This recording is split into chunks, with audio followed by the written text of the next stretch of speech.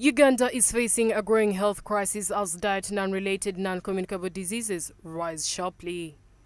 NCDs now account for 33% of all deaths, with a 22% risk of premature death among adults aged 30 to 70. Alarming trends include a 27% increase in diabetes cases between 2005 and 2010, and over 200,000 children living with diabetes as of 2013.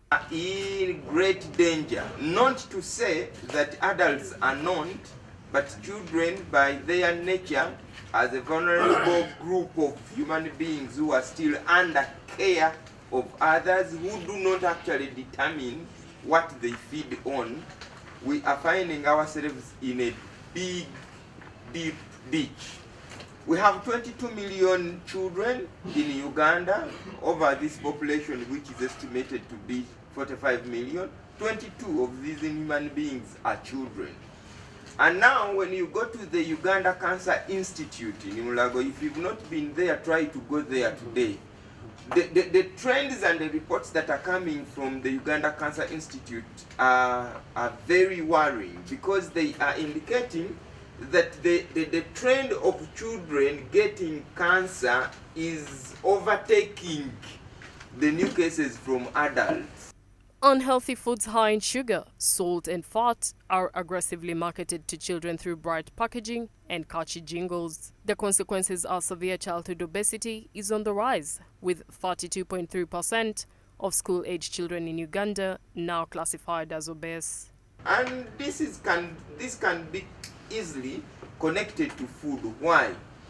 Children are not yet in the age to understand the commercial intent or commercial content.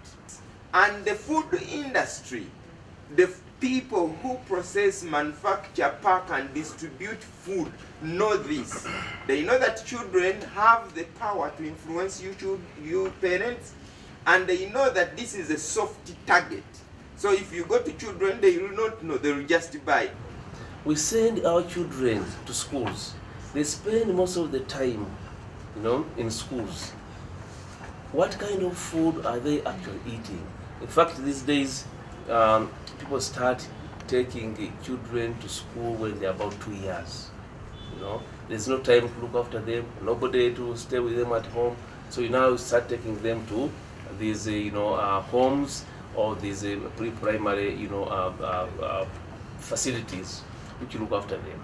Now, the kind of food that is given to them is a question. Who looks actually at the quality of the food that is actually being given to them?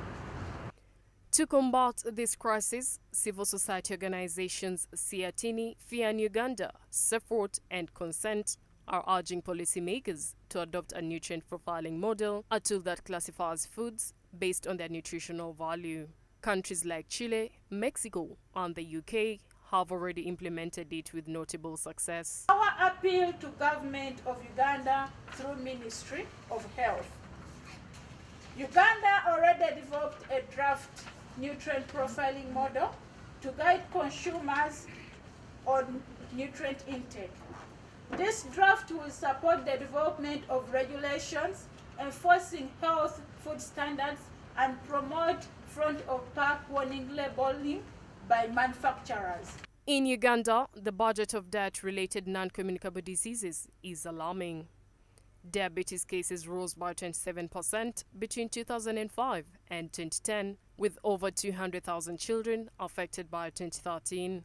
Additionally, 5% of children under 5 are overweight or obese, according to the Uganda Democratic Health Survey. The impact extends beyond health. Diet-related NCDs affect education, productivity, and economic growth. Childhood malnutrition alone has cost Uganda an estimated 1.9 trillion Uganda shillings, or 5.7% of its GDP.